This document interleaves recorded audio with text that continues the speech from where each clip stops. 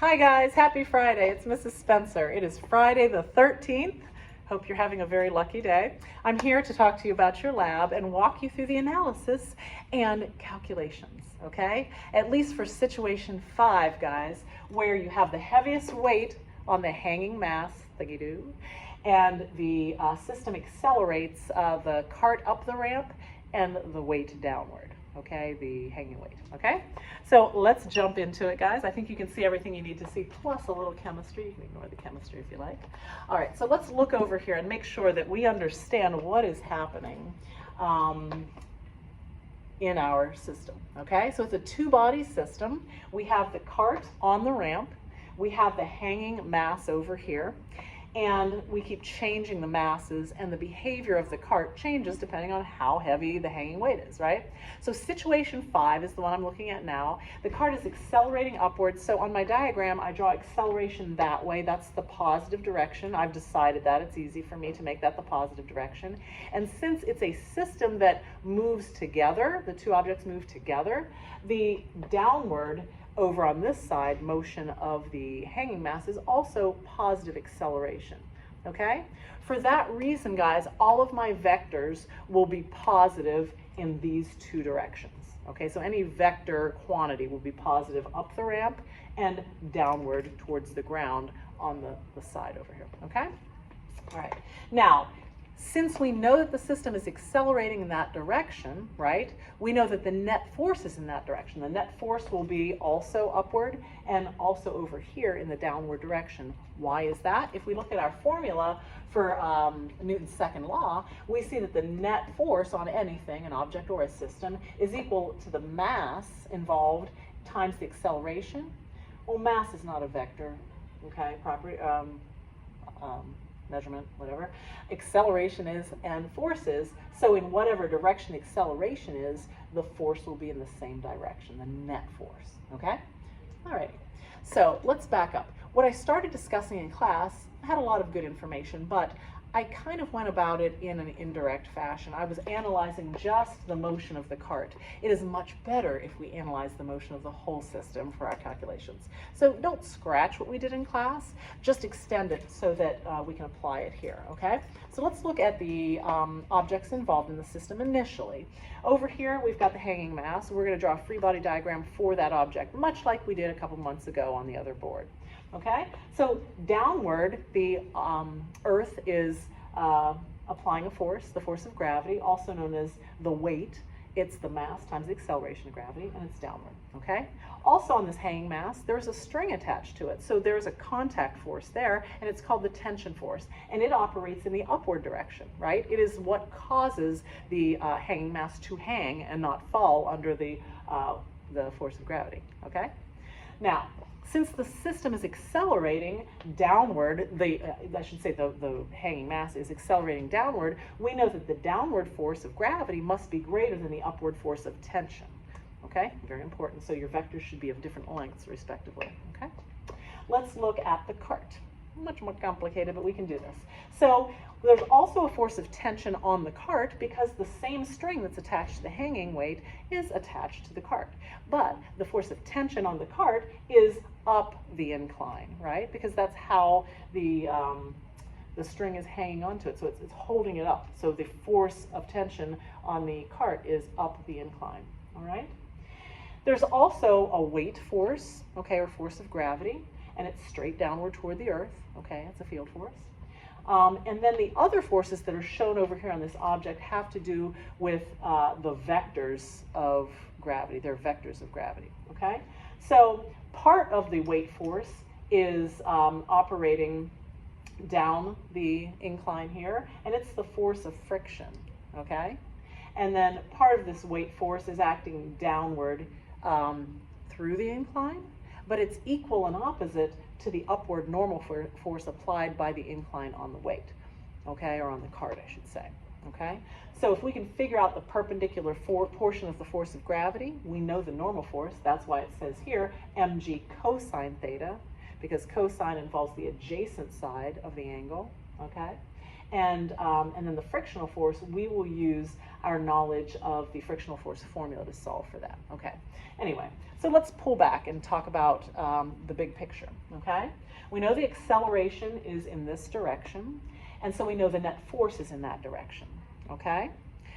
The net force on the whole system, we can look at it as a whole system, is going to be caused by the weight downward, okay, in the positive direction, and the frictional force in the opposite direction. So if we put the weight force on this object and the frictional force together, we can figure out the net force on the system. Why am I ignoring the tension force? For two reasons. They are internal forces. They are happening inside the system, and we can look at the system as a whole to decide what's going on.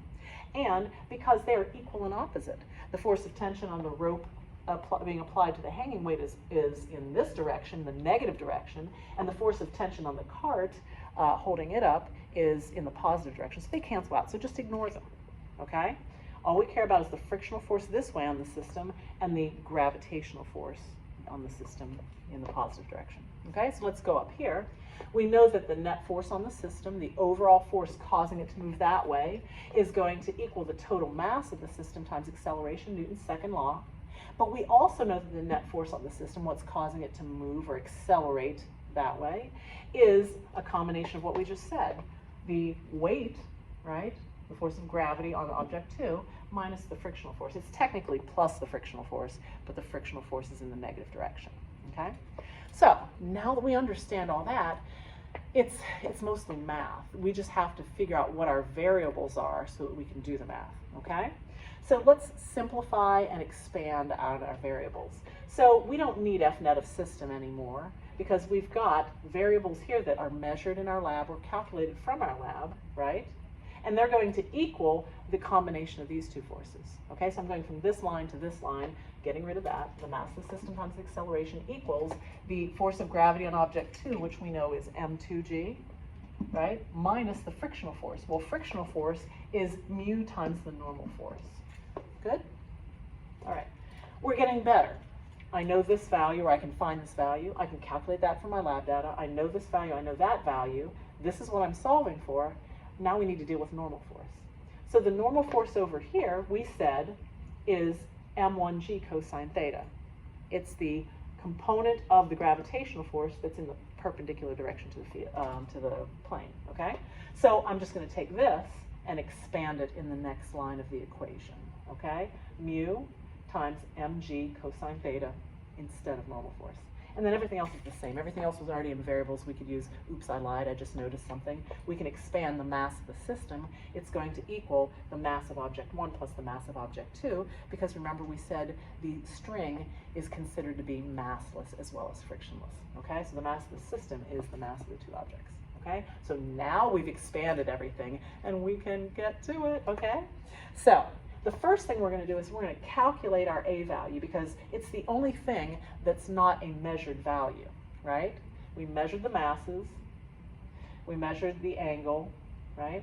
And then I should say we didn't measure gravity, but we know it. Okay, so let's calculate our acceleration, the acceleration of the system. Okay, we said the acceleration of the system is going to be, it comes from lab data. So we're going to use the kinematics formulas, and we'll select the second one. It tells us our final position equals our original position, plus the original velocity times time, plus 1/2 the acceleration of the system, what we want, times time squared. Well, we can cross out the original position because we can call it 0. We can cross out the original velocity because it is 0, and we're left with just these components. Okay, rearrange it like we've done in the past to solve for acceleration, and then plug in your lab data. I will use the sample data for situation 5 because situation 5 is the acceleration up the ramp. And when I plug in those values, I don't show it here, I get 0.438 meters per second for my acceleration. Let me write that down. I'm not going to put it in red. Okay, I get 0.438 meters per second from my lab data. You will use your lab data, okay? So now we have that value. It's plug and chug, guys. Now you could isolate mu, but that's really messy, okay? So you can do it. I just plugged in. I'm taking this equation in red up here because it has everything expanded, all my variables I need, and I'm going to plug in my known values. So 0.27 is the mass of the cart, that my cart, 0.27 kilograms. The mass of the hanging weight was 0.25. So that's the mass of the system times my acceleration of the system, which I calculated over here, okay, equals what I have on the right side of the equation, mass 2, which is my hanging weight, okay, times the acceleration of gravity, minus my unknown, times the mass of the cart, 0.27 again, times acceleration of gravity, times the cosine of 33, because 33 was my lab data, my sample lab data theta value, okay? Once we've done all that, we just plug and chug. Well, we've plugged, now we gotta chug. And so I've simplified in a couple steps here, and I get that my mu is 1.004. I rounded it to 1.00. 2 places after the decimal is usually good enough, okay? Guys, I hope that helps. I hope that makes sense. I know that there's a lot of moving parts, pardon the pun, but start with your diagram, right? And decide the direction of the acceleration, right? And then once you do that, you can relate it to the forces that create that acceleration. Is that okay? So do that for situation 1 after you've done it for situation 5, and you should be good to go, guys. Okay? I hope you have a great weekend. Let me stand back so that you can definitely see everything I have on the board. And please message me with any questions, okay? Please come in Monday with your work done as thoroughly as possible. Okay? All right, thanks, guys. See you soon. Oh, I'm sorry, not Monday. I'll see you Tuesday.